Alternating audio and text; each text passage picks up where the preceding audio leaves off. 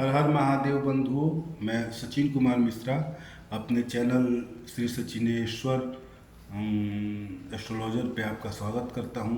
बंधुओं, मैंने कहा था कि मैं हमेशा 2 से 3 कुंडलियां देखूंगा और उसका विश्लेषण करूंगा अपने चैनल पे, लेकिन कार्य की अधिकता के कारण से ऐसा संभव नहीं हो पा रहा है। अभी अक्टूबर तक कार्य की बहुत ज़्यादा अधिकता है। समय मतलब व्यस्तता इतनी ज़्यादा बढ़ गई है कि कोशिश करके भी, चाह करके भी हम कुंडली न बना पा रहे हैं, ना देख पा रहे हैं। तो ऐसा बहुत लोगों का शिकायत है, लेकिन 2-3 महीने हम परेशान रहेंगे। इसके लिए आप लोगों को क्षमा करेंगे। फिर आज मैंने 3 कुंडली देखा है और 3 कुंडली का विश्लेषण करना है। तो पहली कुंडली है बिट्टू जी की। इनका जन्म 3 सितंबर 1987 को 4:06 शाम में हुआ है। सिवान का जन्म है इनका। देखिए, इनकी कुंडली जो है ये मकर लग्न की कुंडली है और धनु राशि की कुंडली है। तो मकर लग्न और धनु राशि की कुंडली में गुरु जो है चौथे भाव में बैठे हुए हैं। गुरु शुभ हैं।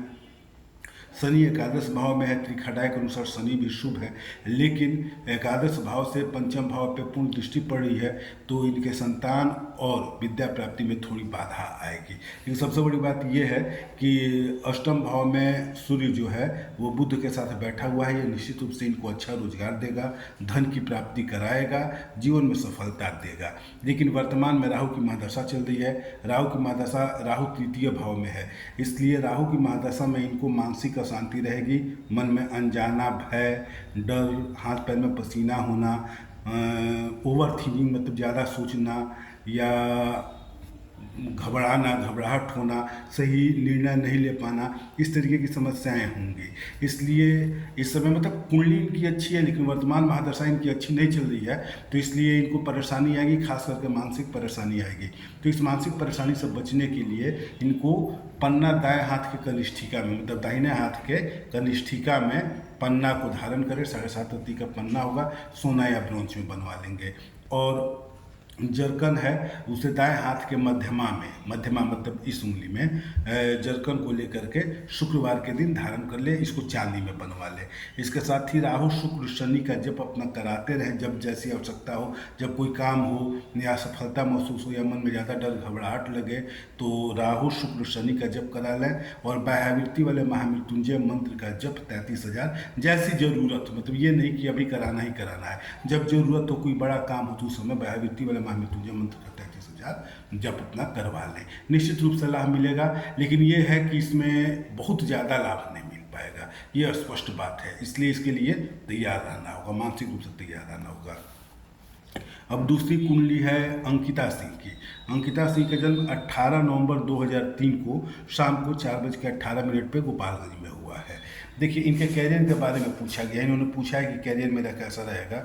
तो मेष लग्न की कुंडली है और सिंह राशि है। तो मेष लग्न की कुंडली में राहु और केतु सप्तक बैठे हुए हैं लग्न से सप्तम भाव में, तो इनका क्षणे रुष्टा क्षणे तुष्टा वाली स्थिति रहेगी। अच्छा, इनका अष्टक वर्ग जो है उसमें अंकिता सिंह का लग्न जो है वो 27 ही है। तो अचानक से क्रोध होना, 27 मतलब अंक मिल रहा है, तो 27 अंक मिलने के कारण क्षणे रुष्टा क्षणे तुष्टा वाली स्थिति रहेगी। ये अचानक से क्रोधित होंगी, अचानक से मानेंगी, कभी कभी क्रोध में इनके मुंह से कुछ ज़्यादा ही बुरा निकल जाएगा। तो ये चीज़ इनका दाम्पत्य जीवन के लिए बड़ा ही क्लेशमय रहेगा, बड़ा ही मतलब खराब रहेगा। तो बेहतर होगा कि शादी से समय पहले ये कुंभ विवाह करवा लें और उस समय के हिसाब से अपना ग्रह जप करवा लें। कैरियर के मामले में देखा जाए तो अष्टम भाव का सूर्य और बुध बुधरित योग बना रहा है। पंचम भाव में गुरु और चंद्रमा का केसरी योग बना रहे हैं और एकादश भाव में मंगल बैठा हुआ है। तो कैरियर के मामले में निश्चित रूप से ये या तो उच्च अधिकारी होंगी या उच्च राजनेता होंगी या उच्च बिजनेसमैन होंगी, मतलब कैरियर में इनका सफलता है। हो सकता है कि कैरियर में उच्च सफलता भी इनके अंदर थोड़ा घमंड ला दे, जो इनके दाम्पत्य जीवन के लिए क्लेशमय हो। तो ज़्यादा महत्वपूर्ण ये है कि दाम्पत्य जीवन भी सुखमय होना चाहिए। इसलिए दाम्पत्य जीवन में शादी से पहले दाम्पत्य जीवन के लिए ये उपाय जरूर कर लेना चाहिए आपको, ताकि भविष्य आपका सुखमय रहे। बाकी आपको एक माणिक्य पहनना चाहिए दाहिने हाथ के अनामिका में, सोना में या ब्रॉन्ज में, जिसमें बनवा कर रविवार के दिन आपको माणिक्य पहन लेना चाहिए दाएं हाथ के अनामिका में, और एक पुखराज पहनना चाहिए बृहस्पतिवार के दिन दाएं हाथ के तर्जनी में। बस इतना बहुत है। बाकी सफलता मतलब सफलता का समय आपका चल रहा है।